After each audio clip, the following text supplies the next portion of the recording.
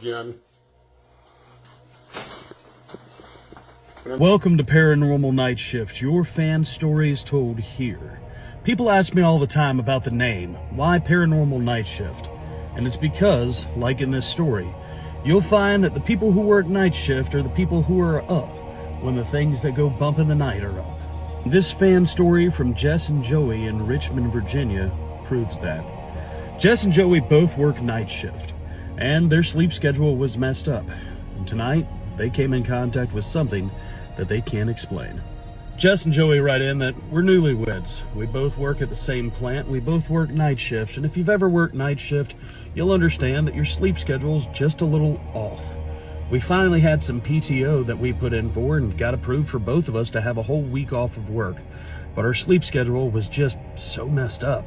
About 2 days in of not sleeping, it was 1, maybe 2 o'clock in the morning, and my wife walked up to me and just said, "Let's go somewhere for a drive. We'll go to Walmart or something. I don't know, we just got to get out of the house. Neither of us are sleeping. Let's go do something." We live out in the country, and Walmart was a good 45-minute drive into the city, but it was going to be nice just to have the windows down, music playing, just me and my wife just driving down and having a good time.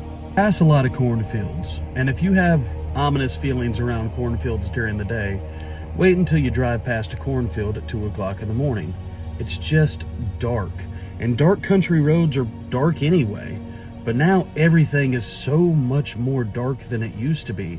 The only thing lighting up the night is my headlights and this full moon. Now, this is kind of a ghost story within a ghost story. See, there's a local legend about this barn on this road that an old man did something horrible and ended up unaliving himself in the barn. And if you drive past the barn and your headlights hit it, you'll see him hanging there.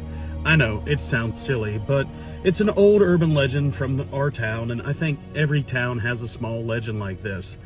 But we had never been on this road this late at night. We went to Walmart just to realize it was closed, and now it's almost 3 o'clock in the morning and we're going back down that road. We're driving down that road and we're talking about the ghost story. She jokingly said, "Wouldn't it be funny if we saw something?"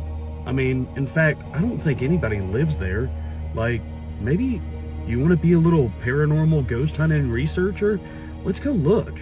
It's 3 o'clock in the morning. Who's going to catch us at this old barn? There's nobody on the road, and if anything, it'll just kind of be fun, right? I'm not going to lie, I wasn't really into this idea, but of course, you know, she's my wife. I kind of want to impress her. So we do. We pull over on the side of the road and start walking to the barn. And that's when it all happened. I saw it. I saw the figure hanging there on one of the rafters. My wife saw it too. With nothing but cell phone flashlights, it was as clear as day. There was something hanging in that barn, and it saw us. I saw it move. It recognized us. It saw us. It knew that we had seen it, and it came down from the rafters.